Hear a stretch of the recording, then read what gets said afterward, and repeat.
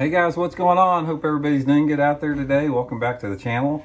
And today we got a really good tip for you. It's that time of year to concentrate on the bluegill beds. And everybody knows that when you got bedding bluegills, you got bass nearby, good fish, good bass nearby.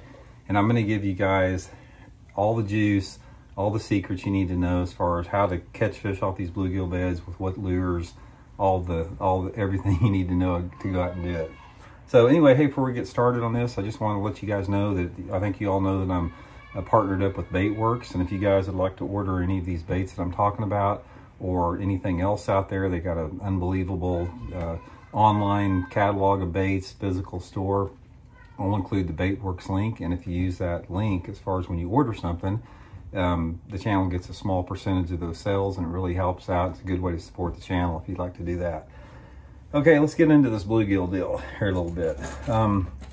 Bluegill bed fishing is an art form. It's something that, it's sort of, to me, it's sort of like the shad spawn. I think a lot of people have heard about, you know, targeting bedding bluegills. I think a lot of people have heard about targeting spawning shad.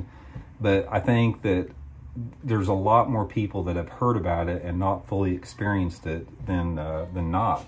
So I sort of want to tell you guys what to look for and everything. First of all, let's understand a little bit about the bluegills. Bluegills, for the most part, they usually begin spawning once that water temperature reaches about 70 degrees, which is usually, in a lot of part of the countries, it's anywhere between, you know, sometime in May up until June. And they will continue spawning as long as that water temperature is over 70 or 75 degrees. So that means you'll have these same bluegills that actually spawn, and they'll spawn May, June, July, August, and into September sometimes. That's why they're so prolific. And the key is you want to figure out how to incorporate that in your fishing. The first thing you have to figure out is where to find these things at. And a lot of times you don't necessarily have to see them, although it helps if you can see them.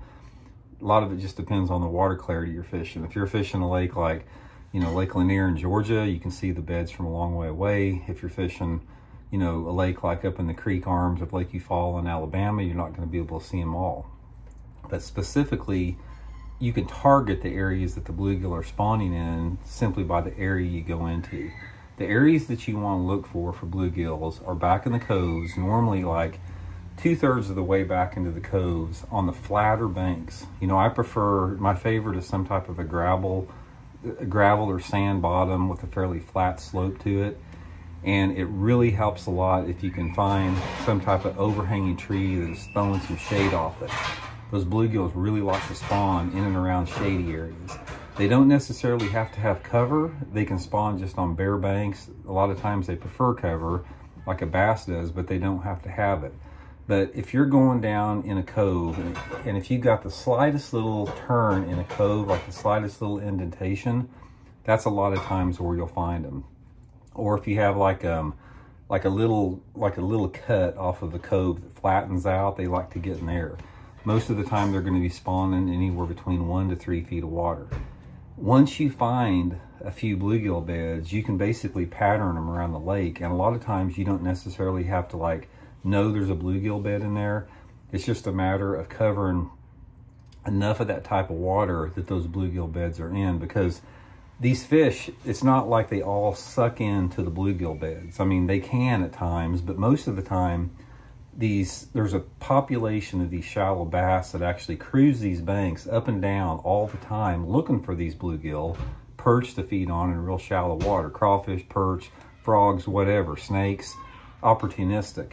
And if they run into bluegills, you know, that's all the better. But the thing that you have to realize is there's a segment of the population of the bass that hone in specifically on the shallow bluegill type pattern all year long. And it's a tournament winning deal. I mean, it's the type of deal you can win tournaments on it. And there's been a lot of tournaments won that type of year. So that's the area. Second deal is the baits you want to throw. I basically throw 2 different type of baits when I'm on the bluegill bite. The first one is the walking topwater. This is like the Mega Bass Giant Dog X. You can use a Zara Spook. You can use whatever your favorite walking topwater is. But a walking topwater is probably the #1 bait to fish for bedding bluegills if you have water visibility that's over 3 feet. The thing that I like about a walking topwater is I can get that boat shallow on the bank, back in those bluegill areas that I feel like they could be spawning, and I just cover water with it. I make long casts, get the boat real close to the bank, long casts parallel with the bank. Most of the time my casts aren't anywhere but like 5 feet away from the bank. I try to keep it in less than 3 feet of water, and I pull into the cove, go in the back 2/3 of it, work my way around it, pull up the trolling motor, head onto the next one, and I just cover water with it. Color's not that big of a deal. A lot of it I depend, you know, it's just a lot of it's just the water visibility. But normally, you know, I'll either use some type of a perch pattern like this or a shad pattern, just cover water.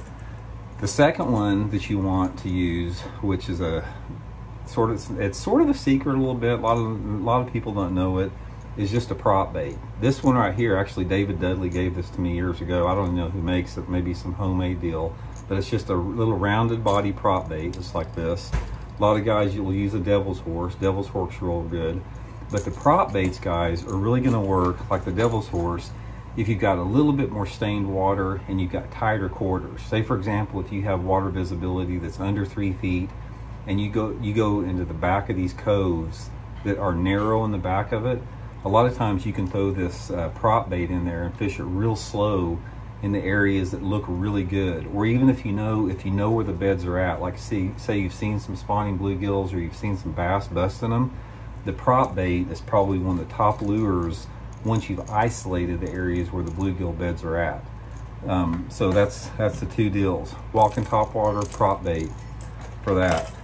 But one of the things that I do, so if you guys have ever seen any of the Fish the Moment lake map breakdowns that I make for Fish the Moment, in the summer map breakdowns, I always include one section specifically on nothing but bluegill beds. It is such a reliable, solid pattern around any man-made lake in the country that you can actually formulate some type of a game plan specifically on bedding bluegills.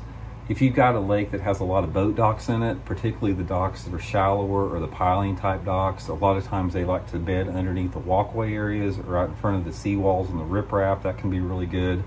But for the most part, I'm looking for the back end of those coves. So give it a try, guys. Just, you know, if you guys don't want to do the offshore deal, don't want to fish deep, you know, if you don't want to go up the river and crank, just start running the back of those pockets. Go in those same pockets that you think the bass bed in the springtime of the year, and more than likely they're going to be bedding, you know, the bluegills will be bedding, and get you walking topwater, prop bait, and you'll give it a try. So anyway, appreciate you guys. Thanks for tuning in again. Much appreciated, and we'll see y'all later.